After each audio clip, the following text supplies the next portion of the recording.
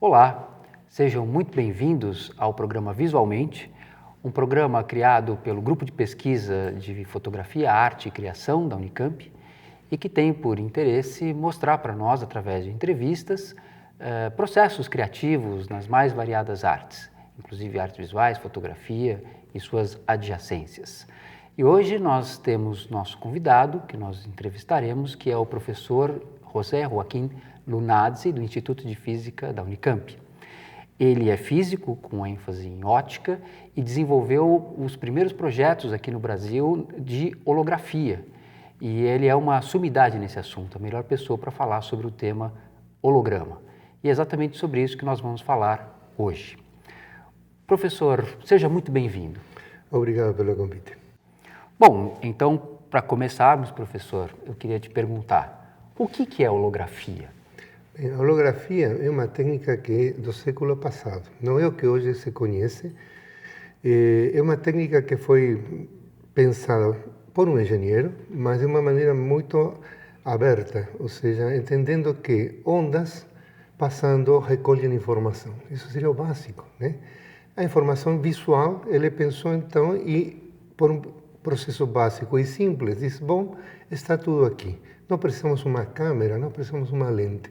Já a própria luz nos traz tudo, né? E ele encontrou uma combinação dos processos básicos perfeita, talvez a mais perfeita da física, que na prática funciona perfeitamente, onde a onda se reconstrói, a imagem aparece perfeita como original, com seu paralaxe, sua visão, parece até um fantasma criado, não está no ar, mas se vê flutuando no ar.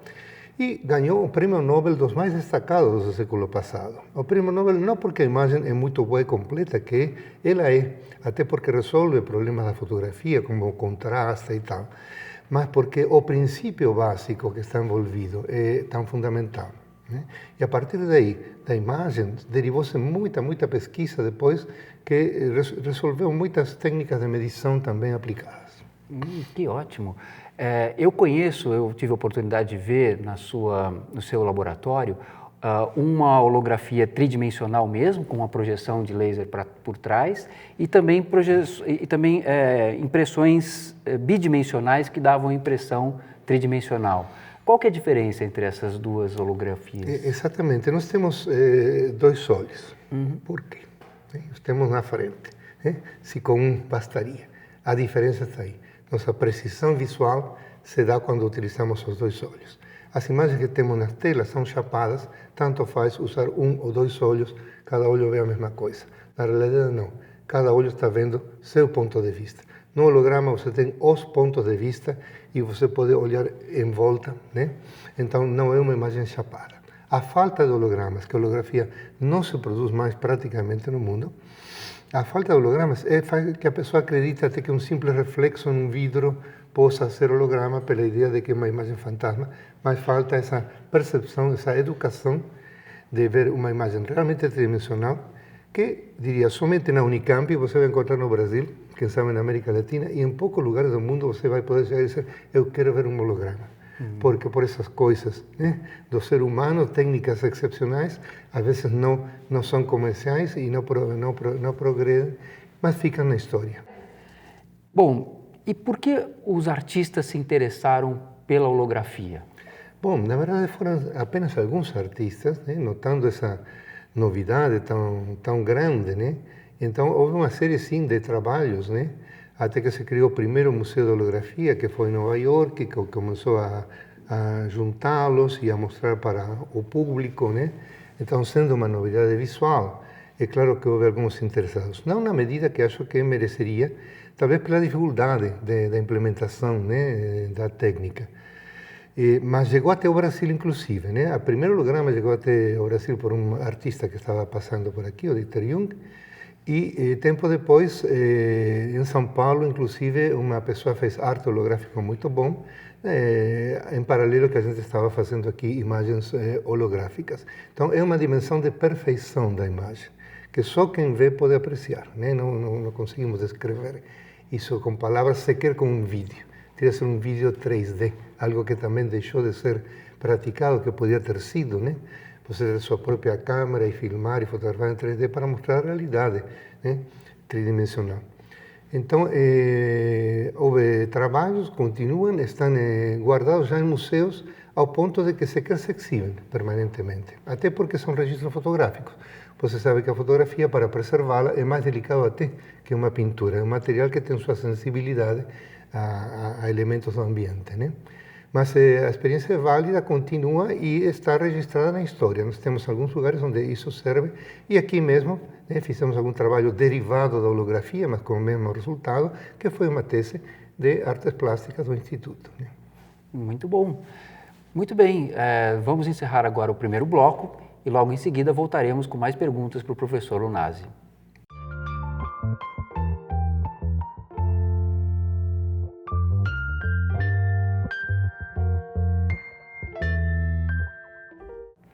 Muito bem, voltamos agora com o professor José Joaquim Lunazzi, falando sobre holografia no programa Visualmente. Professor Lunazzi, então quer dizer que para eu ver hoje um holograma, uma imagem chapada do holograma não vai me dizer o que é um holograma, eu precisaria ver mesmo o holograma. Exatamente. E hoje aqui no Brasil, só aqui na Unicamp que eu consigo? Só aqui na Unicamp, porque algo que ficou está muito guardado, um depósito, a pessoa faleceu, então já foi apresentado na Bienal de Arte, muito bem, mas hoje realmente só aqui na Unicamp é o lugar para ver, o lugar da América Latina para ver hologramas seria somente aqui na Unicamp e quase que permanentemente, é só combinar que nós mostramos, né? Muito bem. E se um artista visual hoje falar assim, puxa, eu gostaria de explorar a holografia no meu trabalho artístico, como é que ele faz? É possível? Bom, o importante às vezes não é você dispor do elemento, né, construtivo, sino entender o princípio, né, o conceito que está envolvido. Então, a técnica pode estar sendo difícil hoje em dia por esse motivo de que depende de uma película fotográfica muito especial que quando passa pelo raio-x do aeroporto Vela, né? Então, a técnica está sendo difícil. De qualquer maneira, há muitas maneiras de utilizar um elemento. Pode até utilizar um holograma já pronto e adaptá-lo, como tantas vezes que se faz, né? Tomar um objeto pronto. Então, o importante é que entenda bem a filosofia, né? Construir holograma pode ser feito de uma maneira, de outra, né? Mas a ideia do holograma como representação completa e perfeita é a que vale.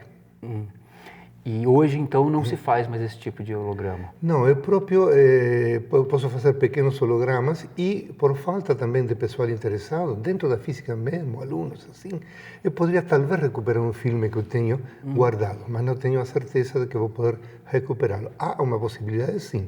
Havendo suficiente interesse, talvez seja possível.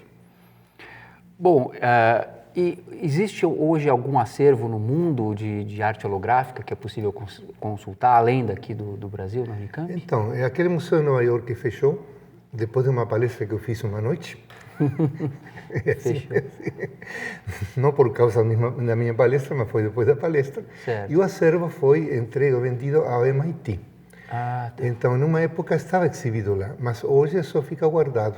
Então, o acesso, acho que tem em Londres um local onde você poderia visitar, algum outro local nos Estados Unidos, e aqui, e alguns colecionistas particulares que conservam seus acervos de hologramas. Mas não é assim tão fácil. Tem que ir atrás, existe na internet ainda uma rede social, Holography Forum, e você entrando em contato vai encontrar os dinossauros ainda se mexendo com seus hologramas. Quer dizer, o holograma mesmo como processo de produção, ele praticamente morreu. Praticamente morreu.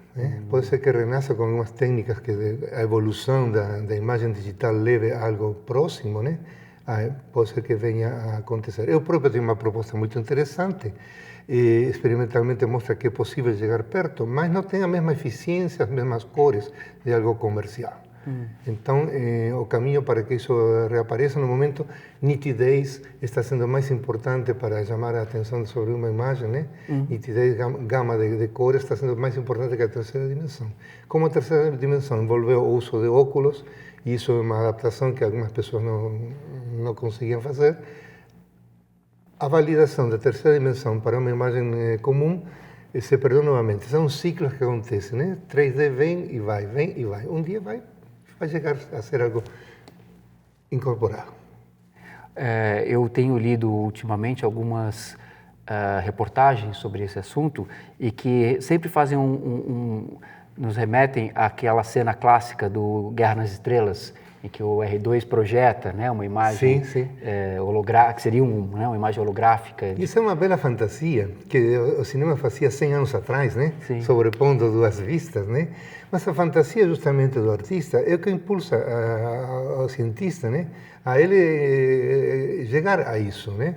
Então essa imagem de fantasia é a imagem que se cria do holograma, qualquer coisa que pareça com isso, mesmo que seja chapada, leva a evocar essa fantasia de algo etéreo, né, que está no ar, e essa é a ideia fantasiosa do holograma, quando na verdade ele é uma coisa que se vê assim, mas tem um suporte.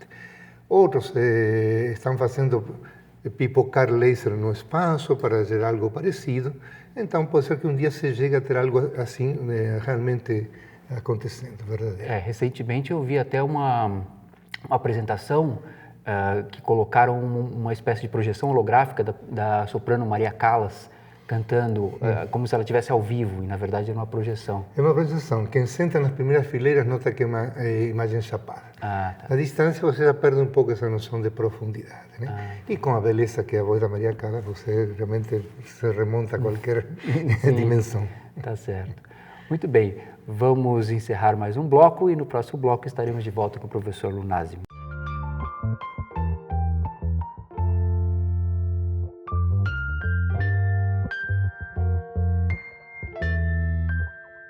Estamos de volta então com o programa Visualmente, entrevistando o professor José Joaquim Lunazzi.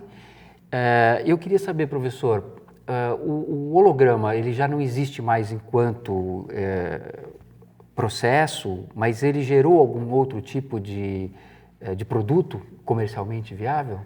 É claro, essa ideia que agora se dá com diferentes tipos de imagens, chamar de holograma aquela projeção em uma tela plana no cenário, é uma consequência de que a ideia do holograma permanece. Fazer pequenos reflexos, algo que é secular, mas digamos, chamar a atenção para o holograma, é porque está permanente essa ideia de holograma, né? Como digo, que um dia vai reaparecer novamente de forma bem completa. Que holograma? Para que serve o holograma? O holograma serve para ver um processo, para quem conhece, para pensar. Isso que nos diz como é possível, né? As dimensões humanas chegarem a esse tipo de realizações, né? Essa é a importância da arte e da ciência, que é ajudar a pensar. Que bom. E o seu trabalho na arte holográfica? O que você desenvolveu? Então, eu comecei como fotógrafo aficionado, revelando filme, né? E daí cheguei à fotografia tridimensional. E quando cheguei no holograma, porque eu tive sempre uma presença da arte na minha vida, estava próximo, né? A ciência está próxima da arte, mais do que a arte da ciência, veja. Acho que a arte se afastou-se da ciência, acusa de ciência dura, né? Mas o cientista, sim, ele é racionalista, mas é para ter mais conhecimento, né? O conhecimento profundo é o que todos almejamos, que é a vida, que somos, né? Então, olhando como imagem e não como equações e teorias, eu não tenho novos efeitos na imagem holográfica. A ideia derivei a novos princípios físicos mesmo, mas com uma visão de artista, de olhar o que está acontecendo. Olha essas cores que bonitas, né? As cores do holograma, que não era um elemento preparado para isso, virou um elemento artístico e também científico. E você desenvolveu então um trabalho? Desenvolveu, acabei de voltar do México também apresentando isso como um princípio completo. Então, se alguém tiver interesse em fazer holografia ou procurar alguma metodologia para desenvolver, pode procurar o senhor. Estamos aqui sempre para recebê-los, para mostrar as excepcionalidades que a Unicamp tem, né? Então, é só combinar comigo que vou poder mostrar isso que estamos falando. Muito bem. E o professor Lunazzi tem uma página no Facebook, o endereço está aparecendo aí no vídeo. Uma pesquisa rápida no Google também vai mostrar um monte de trabalhos, um monte de páginas do professor Lunazzi.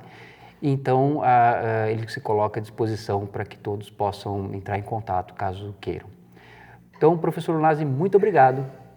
E muito obrigado também pela sua atenção e até uma próxima oportunidade.